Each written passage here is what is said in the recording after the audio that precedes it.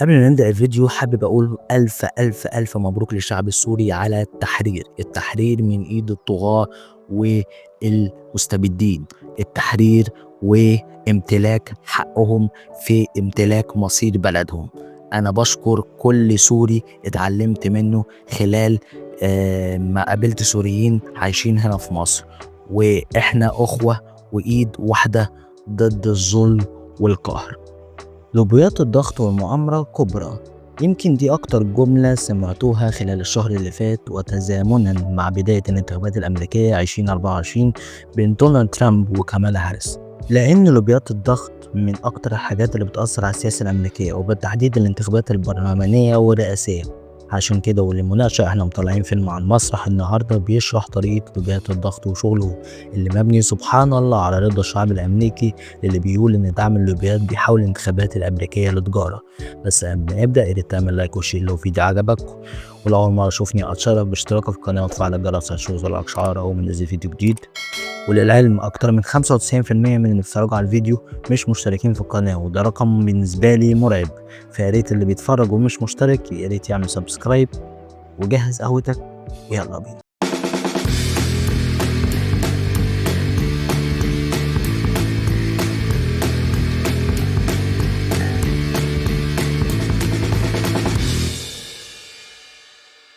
الفيلم بيتكلم عن شخصية إليزابيث لون اللي تقوم بدورها الممثلة الأمريكية جيسيكا شاستين. إليزابيث لون هي واحدة من أقوى أشخاص العاملين في مجال لوبيات الضغط. شغلها مش إنها تقنع السياسيين وبس، شغلها إنها تكسبهم بأي طريقة حتى لو كان على حساب حياتها الشخصية. من بداية الفيلم والمخرج عايز يورينا إن سلون مش ملاك، وإنها بتمارس العلاقة مع راجل بأجر لأنها مش متجوزة ومحتاجة إنها تمارس العلاقة. المهم إن الفيلم بيبتدي بسلون وهي داخلة قاعة الكونجرس عشان مطلوب منها إنها تحضر جلسة استماع بخصوص تجاوزاتها اللي بتحاول بيها تقنع الناخبين. بنرجع بالزمن ل3 شهور قبل الجلسة لما سلون بتستقبل مديرها جون دامبوت اللي بيطلب منها إنها تقعد اجتماع مع واحد من أكبر تجار الأسلحة في أمريكا، ولما بتقعد معاه بيحاول يختار معاها استراتيجيات اللي ممكن يقنعوا بيها الناخب إنه يختار المرشح بتاعهم، وبيحاول يلعب معاها على الست اللي محتاجة سلاح عشان تقاوم بيه المعتدين عليها. لكن للأسف بالنسبة للتاجر طبعا بترفض سلون العرض وبتصف استراتيجيته بالحمقاء، لأنه في نفس الوقت اللي بيدعي فيها إنه بيحمي الست من خطر بيعرض حياة ناس تانية للخطر. وبعدها بيحصل مع مديرة مشادة كلامية بيحاول فيها انه يقنعها انها تقبل العرض، لحد ما بتقابل شخص اسمه رودولفو شميدت وهو واحد شغال مع اللوبي المضاد، وبيحاول يقنعها انها تنضم ليه بعد ما سمع طراطيش كلام عن انها عايزة تسيب اللوبي. وفعلا بعدها بتقابل الفريق بتاعه بتقول لها انها تستقيل وتنضم للفريق المضاد، وبتقول اللي حابب ينضم معاها اهلا وسهلا.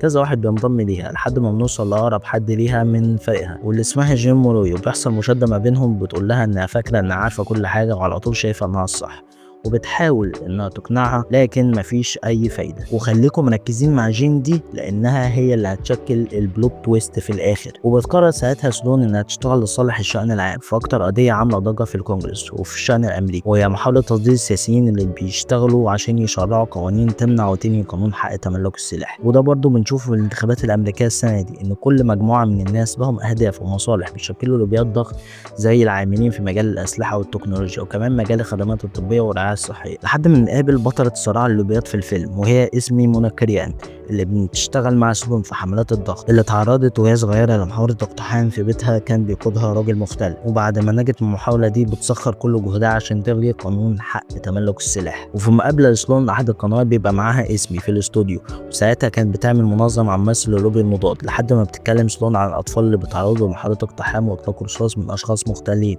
بتشاور على اسمي كدليل ان الحالات موجوده والكاميرا بتتجه ليها. واللقاء الاعلامي ده لسلون بيبين نقطه مهمه جدا، وهي ان الشعب الامريكي واعي بطريقه عمل اللوبيات، وانهم هم اللي بيدعموا المرشحين الامريكان لعضويه الكونجرس ورئاسه البيت الابيض، وانهم بيشتغلوا في النور مش في الضلمه، وانها عمرها ما كانت تجاره لان الشعب عارف وفاهم كويس جدا اللي بيحصل. ده غير ان الفيلم فيه احداث كتيره زي ان اسمي بتتعرض لحادث تهديد سلاح في الشارع، لحد ما في الاخر بتفضح عضو الكونجرس اللي بيستجوبها السيناتور رونالد سبرينج لما بيقابل السيناتور مديرها السابق اللي بيطلب منه يحاول يورطها في اي قضيه اخلاقيه عشان يمنعها من شغل اللوبي الضغط بحكم قانون من الكونجرس. والفيديو اللي بتبعته لكل الحاضرين في قاعه لجنه الاستماع وبكده بتضرب عصفورين بحجر واحد، انها تقضي على مديرها السابق والسيناتور بضربة واحدة. البلوت تويست بقى ان ساعدها في فتح السيناتور ومديرها هي جين مولوي، الست اللي رفضت انها تنضم في الفريق بتاعها في اللوبي المضاد. عارفين ايه المشكلة؟ المشكلة ان الفيلم مش انتاج امريكي بس، ده انتاج امريكي فرنسي مشترك.